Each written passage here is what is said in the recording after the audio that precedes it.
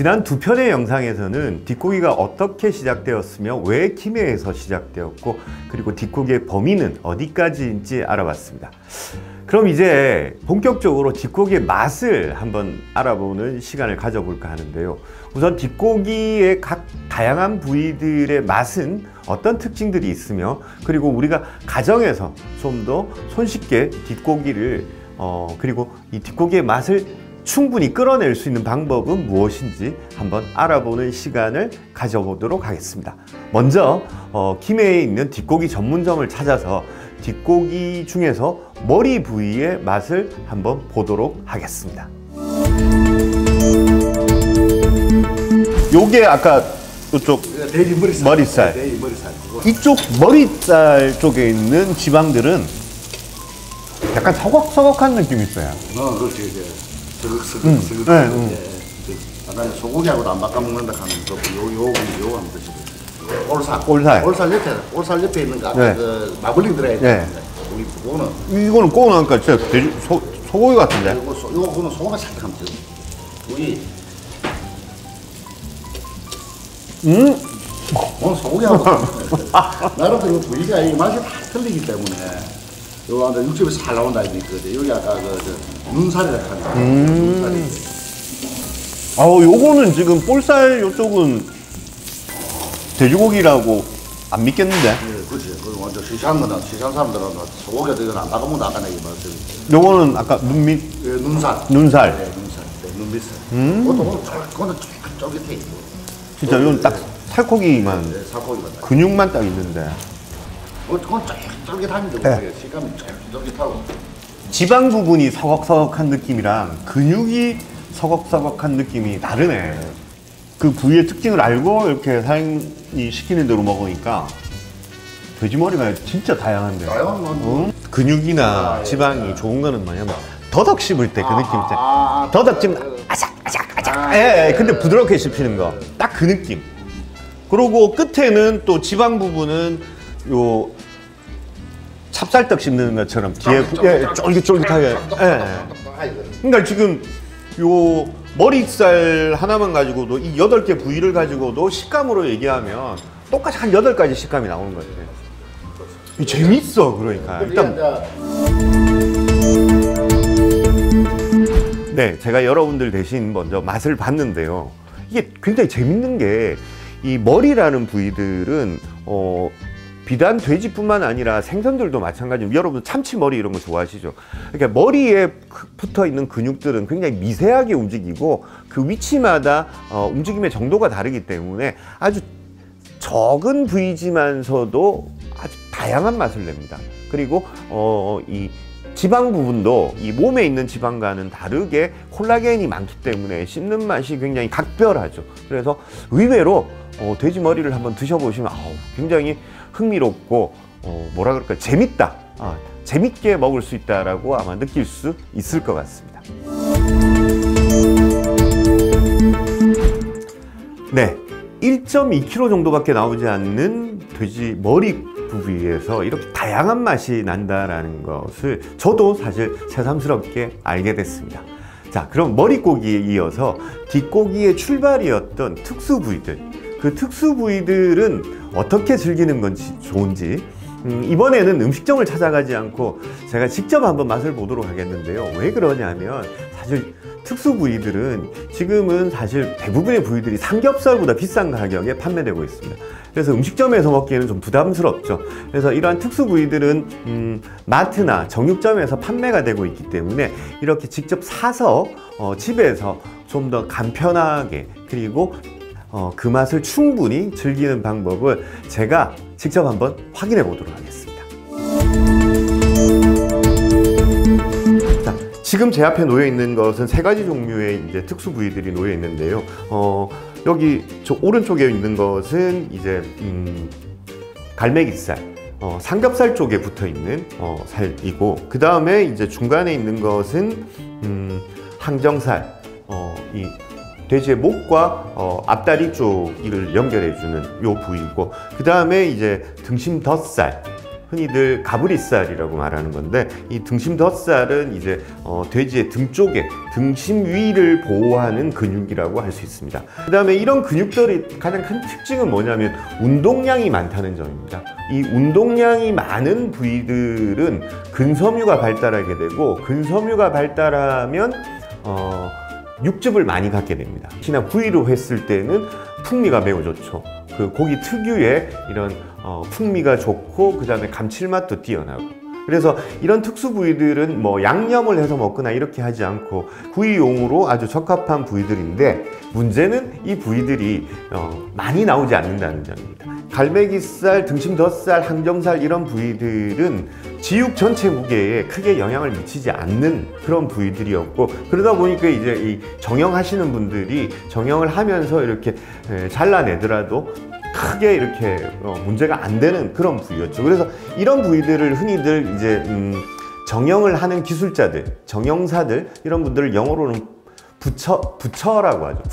부처라고 하는데, 이 부처, 그러니까 정형 기술자들이 잘라내는 맛있는 부위들을 부처스 컷이라고 합니다. 그래서 이런 부위들을 전부 다 이제 부처스 컷이라고 할 수 있고, 그래서 이 부위들은 이제 그냥 아주 심플하게 소금구이를 해 먹는 방식이 가장 좋은데, 오늘 저는 이 뒷고기 중에서도 특수 부위들은 뭐 어떻게 먹는 게 가장 맛있을까? 뭐 이게 정답은 아닌데 제가 생각하는 맛있게 먹는 방식을 한 가지 알려드리고 싶은데, 이 특수 부위들은 그 맛 자체가 굉장히 풍부하고 섬세하기 때문에 다른 것들을 곁들이기보다는 고기 자체의 맛을 가장 잘 끌어내는 게 좋습니다. 그럴 때 제가 생각할 때 가장 좋은 두 가지는 이제 소금 그리고 새우젓. 네, 소금과 새우젓이 좋은데, 제가 오늘 준비한 것은 좀 특별한 소금과 특별한 새우젓을 준비를 했습니다. 우선 제가 선택한 이 새우젓은 새우 육젓입니다. 새우젓을 만드는 새우는 그 잡히는 시기에 따라서 음력 5월에 잡으면 오젓, 음력 6월에 잡으면 육젓, 그리고 가을에 잡으면 추젓이라고 하는데, 새우의 크기로 놓고 보면 추젓이 제일 작고, 그 다음에 오젓, 그 다음에 육젓. 그래서 육젓이 제일 새우의 크기가 크고, 그리고 맛도 좋고 그만큼 가격도 비쌉니다. 왜 새우젓을 돼지고기 요리와 함께 먹느냐? 그것은 두 가지 이유 때문입니다. 첫 번째는 소화가 잘 됩니다. 젖새우에는 단백질을 분해해주는 프로테아제라는 효소와 그 다음에 지방을 분해해주는 리파제라는 효소 두 가지를 갖고 있습니다. 그러니까 돼지고기 같은 걸 먹을 때 단백질도 많고 지방도 많다 보니까 새우젓을 같이 곁들여주면 단백질과 지방을 빨리 분해해주는, 그래서 소화를 도와주는 역할을 하기 때문에 항상 뭐 돼지고기 먹을 때 체하지 않으려면 새우젓을 곁들이라고 하는 게 그런 과학적인 이유에서 비롯된 것이죠. 그 다음에 또 한 가지, 새우젓에는 이게 이제 소금으로 새우가 가지고 있는 단백질을 분해하면서 단백질이 가지고 있는 감칠맛을 분해하다 보니까 굉장히 감칠맛이 풍부하죠. 근데 그 중에서도 이 글루탐산, 그리고 이노신산 이런 등의 어떤 감칠맛이 굉장히 많습니다. 그리고 이런 돼지고기 같은 육고기에는 이노신산이라는 감칠맛 성분이 굉장히 풍부합니다. 그래서 어떤 감칠맛 성분을 한 가지만 쓸 때보다 두 가지, 세 가지를 같이 곁들이면 맛이 이렇게 2배, 3배로 늘어나는 게 아니라 수십 배로 증폭이 됩니다. 그래서 미묘한 감칠맛을 아주 풍부하게 느낄 수 있기 때문에 새우젓을 돼지고기와 함께 먹으면 좋은 것은 우선은 소화에 도움이 된다. 그 다음에 감칠맛을 풍부하게 느낄 수 있다. 이 두 가지 이유 때문에 새우젓은 항상 돼지고기와 같이 먹는 이런 것이 있고, 그 다음에 소금을 찍어 먹는 것은 단순히 짠맛을 얻기 위해서가 아니고, 소금이 가지고 있는 역할은 굉장히 다양한 역할을 가지고 있는데, 그 중에 음식을 먹을 때 소금이 가지고 있는 역할은 풍미, 향을 증폭시키고, 그 다음에 또 한 가지는 뭐냐면 단맛을 증폭시켜주고, 그리고 감칠맛을 증폭시켜주는 역할을 합니다. 그러니까 음식을 그냥 먹을 때보다도 적절히 소금을 곁들여서 먹으면 향도 좋아지고 감칠맛도 좋아지고, 그 다음에 음식이 가지고 있는 고유 단맛까지도 느낄 수가 있습니다. 그래서 가급적이면 생선회나 이런 이 맛이 섬세한 육고기들을 드실 때는 다른 여러 가지 것들을 곁들이는 것도 좋지만 우선은 소금 그 자체로만 드셔보시길 권합니다. 그러면 그 고기가 가지고 있는 본연의 맛을 그냥 먹을 때보다 훨씬 더 잘 느낄 수 있습니다. 그래서 여러 가지 소금이 있는데 오늘 제가 준비한 소금은 좀 특별한 소금입니다. 천일염 중에서 우리가 전 세계적으로 가장 좋다라고 하는 천일염은 프랑스 게랑드 지역에서 나오는 천일염을 최고로 칩니다. 그리고 그 게랑드 소금에도 여러 가지 소금의 등급이 있는데 그 중에서 이제 가장 높은 등급의 소금을 플레르 드 셀이라고 합니다. 플레르 드 셀이라고 하는데 이때 플레르는 영어로 하면 플라워입니다. 그리고 셀은 그 소금이죠. 솔트.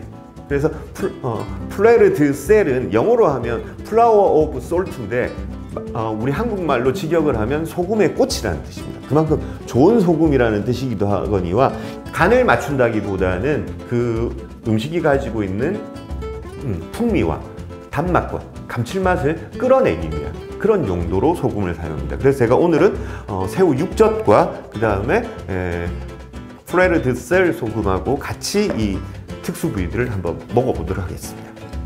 여러분들 보시다시피 여기 지금 이제 갈매기살, 등심 덧살 이런 살들도 사실은 보시면 육색이 거의 이렇게 소고기와 비슷하죠. 지방이 적고. 그래서 이런 부위들은 그냥 이렇게 팬에 구워도 충분히 맛있게 즐길 수 있고 항정살 또 요 정도면 충분히 이렇게 이런 팬에 구워도 기름이 그렇게 많이 나오지는 않습니다.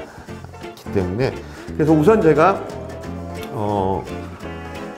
각각을 한번 올려가지고 그 구워진 모습을 한번 보고 우선 갈매기살 그리고 항정살 그리고 등심 덧살 일단 지금 제가 굽고 있는데 벌써 올린 지 얼마 안 됐는데 올라오는 향 고기 자체의 풍미가 벌써 고소하면서도 이렇게 기름지지 않습니다. 굉장히 고소한 향이 지배적이고 이게 이제 그 돼지고기의 특수 부위들, 특히 운동량이 많은 특수 부위들이 가지고 있는 특징이죠. 그래서 지금 제가 이렇게 굽고 있어도 기름이 그렇게 많이 나오지 않는 편입니다. 등심 덧살이나 갈매기살 같은 이런 색 고기들은 육색도 소고기하고 비슷하지만 거의 이렇게 맛도 보면 소고기하고 비슷한 육질이 나옵니다. 그러다 보니까 소고기 같은 돼지고기 이런 별칭들도 많은데 그래서 거의 이렇게 굽는 냄새만 맡아보면 소 등심? 등심 부위들을 굽는 것 같은 그런 냄새가 납니다.